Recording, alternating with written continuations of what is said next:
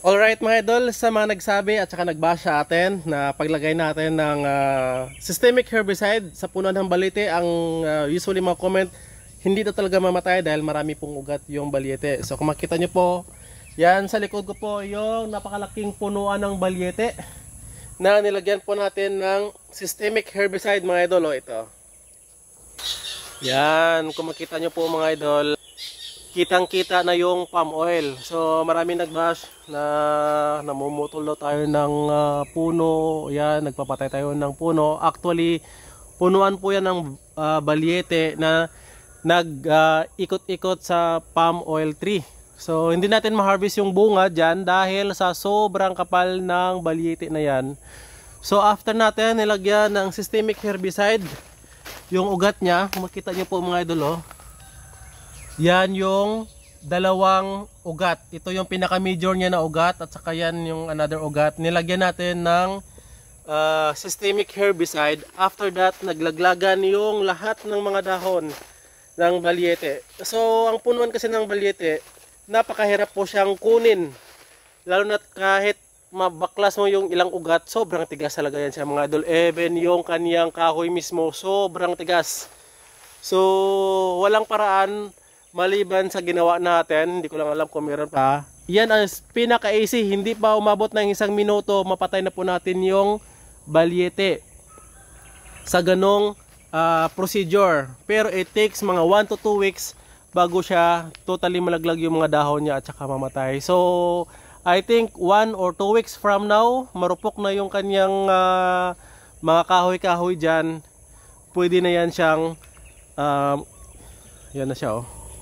Imagine mo, sa sobrang kapal niyan, oh, hindi na makita, hindi ma-harvest yung bunga doon ng African.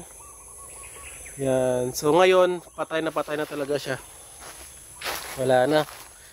So sana hindi ko kino-convince yung mga ayaw maniwala. Pero kung makita nyo, yan, oh, patay na siya. Wala naman tayong ibang ginawa dyan maliban sa paglagay lang ng systemic herbicide. Yan, pinasip-sip lang natin sa kanyang ugat mga idol. Ito po is damo po yan siya na cover crops. Hindi po yan siya dahon ng balyete. Lahat po ng balyete patay. Maliban lang sa damo na ibang punuan, siguro ito at ang punuan niya. Ito. Bunutin natin para mamatay din siya. Yun, ito siya. Oh, patay na talaga siya. At least in this way, yan, makaka-harvest na tayo ng palm oil tree. Yung bunga niya dyan sa pinakataas. Yan, ang dami po nating nilagyan yan, oh. Yan, patay na. Yan, namatay na rin siya mga idol. Ito, namatay na rin siya, oh. Yan, at saka ikutin pa natin lahat. I think mahigit 100 na ganyan ang nilagyan natin at saka namatay na siya. So pinaka-easy, hindi mo na kailangan hayaan na lumaki yung balyete dyan dahil sayang productive pa yung palm oil. Yan, ito pa mga idol, oh, isa sa mga nilagyan din natin at saka namatay. Ito din, nalaglagan na yung mga dahon ng balyete, patay na rin siya mga idol. Another mga idol, ganito yung mga malaking punuan, no? Yan, grabe, sobrang dami kasing punuan ng balyete. Ay, ilan yan, oh? 3 ugat or ano yan, ugat ng balyete ang nilagyan natin. Yan, oh, namatay na rin, napakalaki dyan, oh. Ito mga idol, oh. Yan, yung mga dahon na, nagaglaga na yung mga dahon sa ilalim. Ito din, oh, patay din siya. Yan, ito namatay rin. Yan, namatay rin. Bago lang siya namatay, oh. Start pa lang maglaglagan yung mga ugat niya. Kahit nakadikit pa siya sa pinakataas, ito lang atang nilagay natin, oh. Hindi pa nga niya siguro naubos yan, or nagdagta na siya after niya mamatay. Yan, oh. Yan, kalaki ng puno na yan. Pag ganyan, hindi mo makita yung bunga.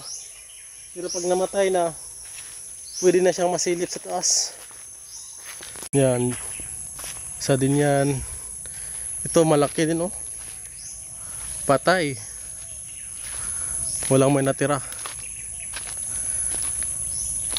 Hindi lang isang ugat kasi ang tinira natin, 2 or 3. Minsan 4 binabalikan natin kasi may punuan na namatay, may ibang natitira dahil maraming puno, hindi lang sa isang punuan ng palm oil tumutubo na balyete, kundi minsan 2 or 3 sila. So paglagay natin sa isang ugat niya, pag namatay yung isa, hanapin mo yung ibang ugat kasi baka hindi tinamaan yung another na ugat ng isa. Ayan o, patay na siya mga idol. Yan na yung mga nagtatakip sa bunga na hindi natin makita ito. Yan, the same time yung pangsingit natin ng bunga dyan hindi makakapasok dahil yung mga kahoy niya matitigas. Pero ito pag patay na, isang ganun lang natin, tanggal agad, mababali na siya kasi nag-start na siyang magrupok. Yan ito, mabilis lang siya. Pero kung buhay na buhay, sobrang hirap. Like ito, tingnan niyo po, namatay na siya. Oh, laglag na siya. Yan na yung ugat na nilagyan natin ng systemic herbicide. Hindi na siya nakakapit oh. Laglag na siya mga idol.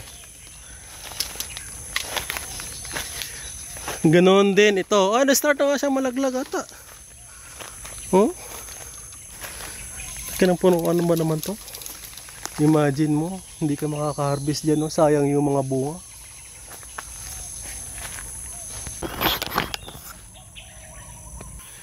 Yan, so yun lamang ang update natin mga idol sa punuan ng balyete. Almost 3 weeks din bago naubos laglag yung kanyang mga dahon mula na naglagay tayo ng systemic herbicide.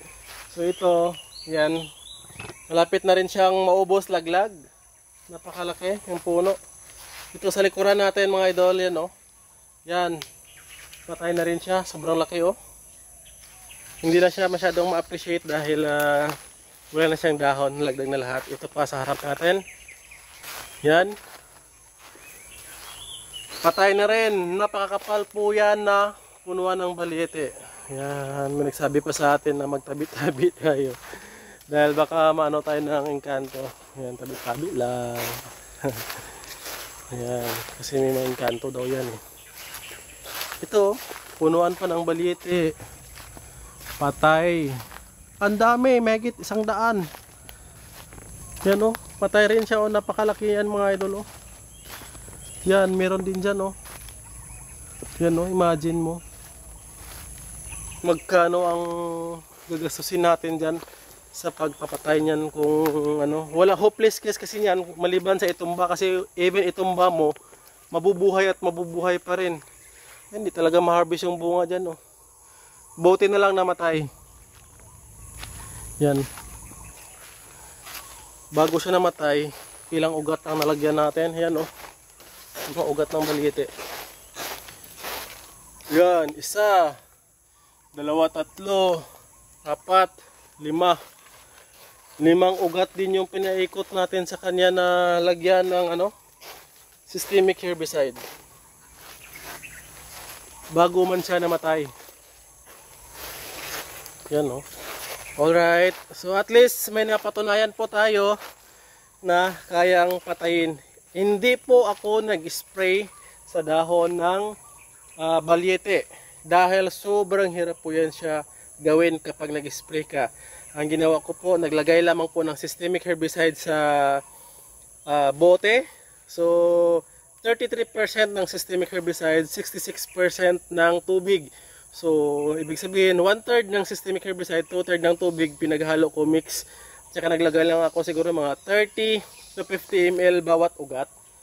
So, yan yung pumatay sa balyete na yan. Yan. So, ang dami mga idol. Even yun, oh, patay na rin siya. So, hindi lang 1, 2, 3. I think mga sa 100 na ganito na balyete ang napatay natin. So gumastos din tayo ng mga mahigit 1 galon na mixing natin ng systemic herbicide. Round up po yung ginamit ko. Kung makita nyo po sa previous video ko po, panoorin nyo po mga idol. Yan, ito na po siya. namatay na. So I think next day harvest tayo ng palm oil. Baka pwede nang makapasok yung pangsingit natin, pang harvest diyan sa pinaka looban niya, dahil makita na siya kasi ibang dahon, nalaglag na siya mga idol, medyo clear na siya, unlike before. Grabe, sobrang kapal talaga. Yan, maraming salamat, and I'm happy na namatay yung mga baliti na yan. So sa mga nagbash at saka ayaw maniwala na hindi mamatay yung baliti, hindi ko na kailangan magpaliwanag pa sa inyo kung maniwala kayo o hindi. Basta sa akin, napatunayan ko sa sarili ko na kaya ko siyang patayin. Yan. Maraming salamat mga idol. Happy farming! Bye-bye!